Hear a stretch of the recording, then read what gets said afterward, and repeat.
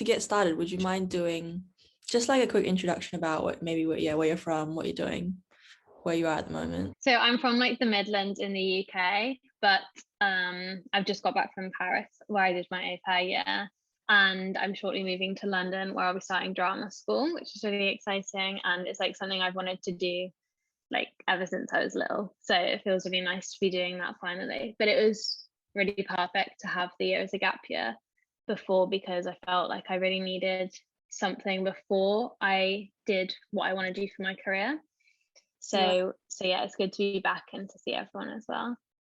Yeah, definitely. So I guess what made you want to choose Paris? Well, I studied French for GCSE. I never really picked it up, but I loved it. And I was like, I wish like the teaching of it was better in schools and everything. And so I thought learning the language would be best in the actual country. And I went to Paris like for my birthday when I was like 18, I think.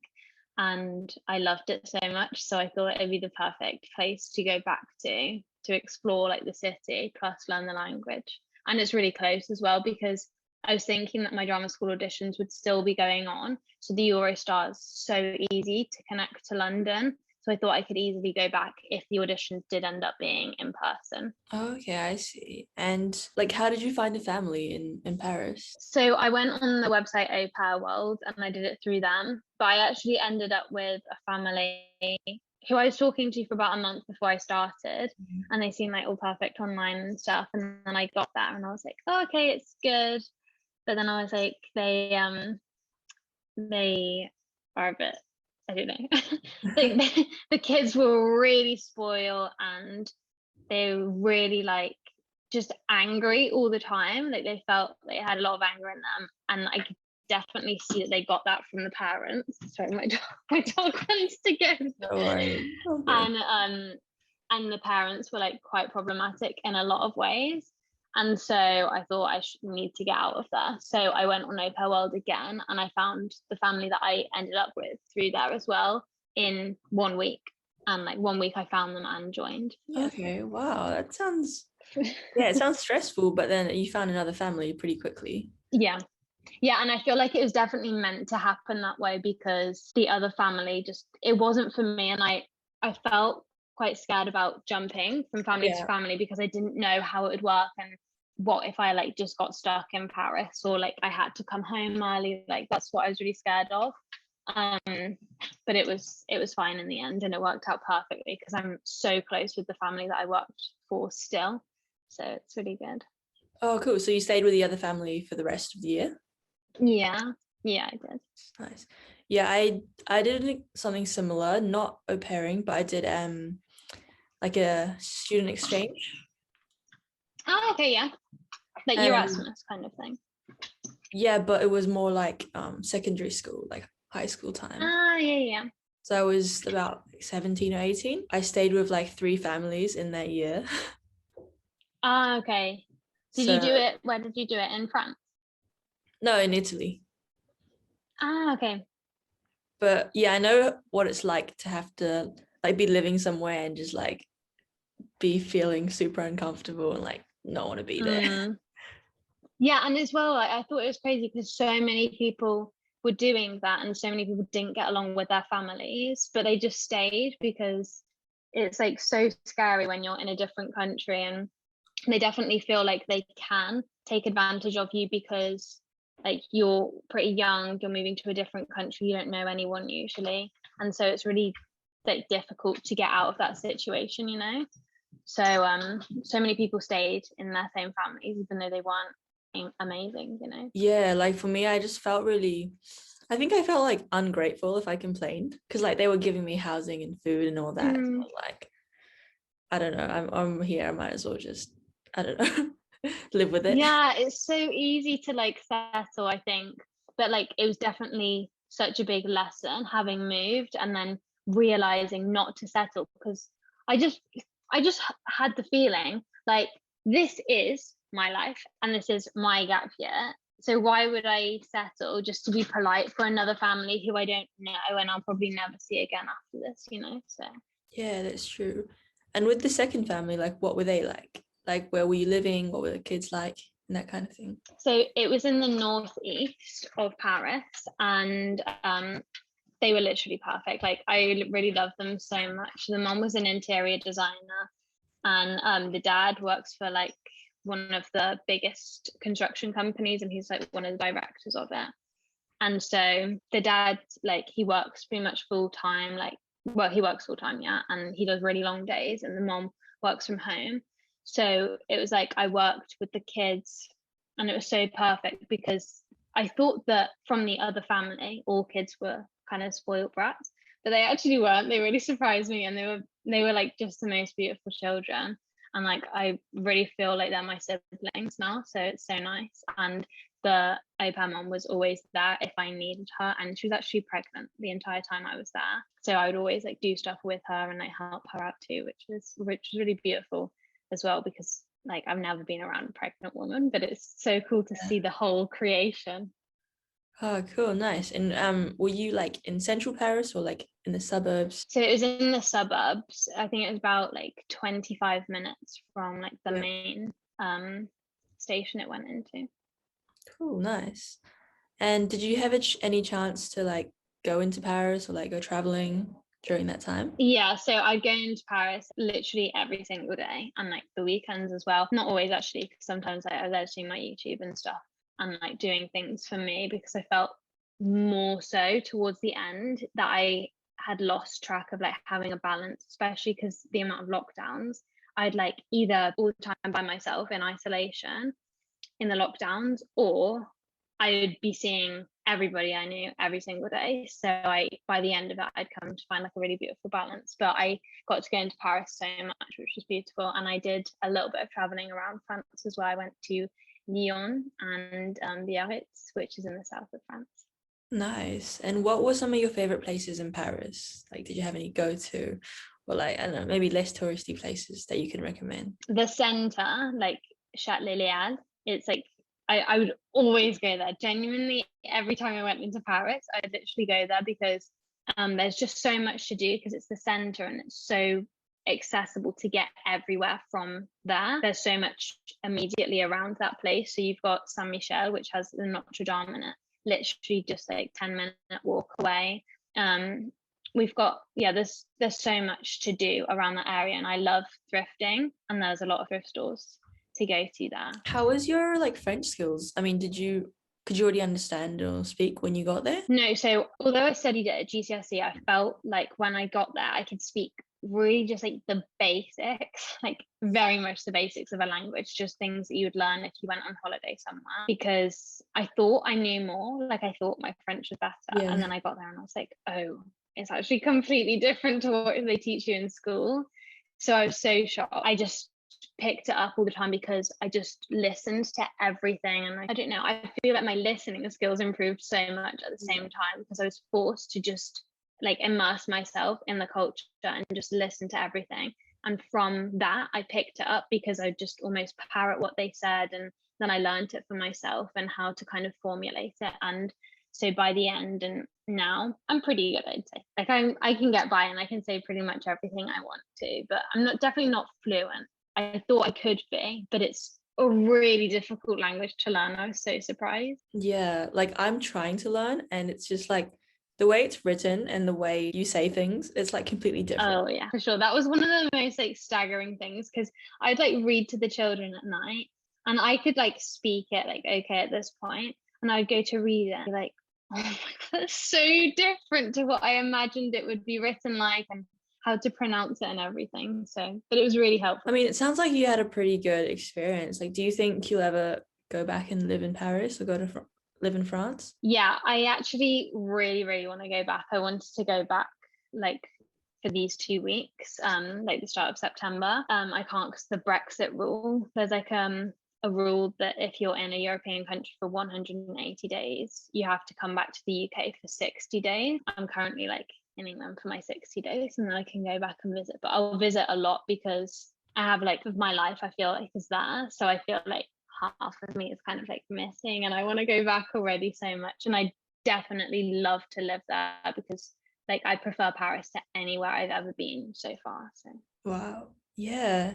So how did you kind of make friends? Like, what was that experience like? I'd say at first it's really easy to make friends with the au pair community because of the amount of like group chats we have, and everyone is just so eager to meet everyone. It's a really tight community. Even if I didn't meet all of the au pairs, I feel like I know them because it's all just like mutual. We all follow each other on all social media, so it's quite cool.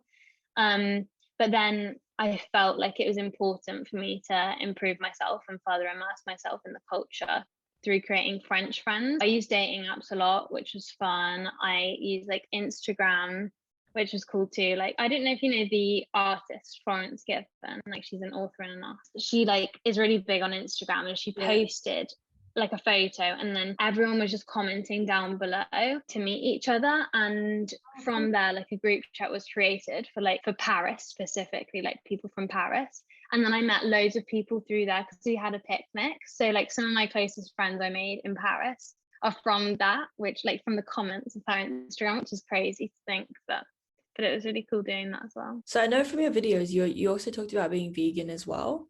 So what was that like? Because does the host family like make you all the food, or do you have to cook for yourself? So it depends on the family and like the arrangement you kind of set up with them, because either it's more independent and you'll cook all your stuff and you don't have to eat with them, or like my arrangement, they'll like do all the food shop and I went with them, or I tell them what to get for me, and then we kind of cook together. So what we do is like me and the mom would like think of an idea for a meal and base it around having like some type of like fiber, so like for example rice, and then like vegetables and stuff, and then I'd have like a vegan source of like protein, so either like beans or tofu, something like that, or like a meat alternative, but there's not loads of those in France, to be fair.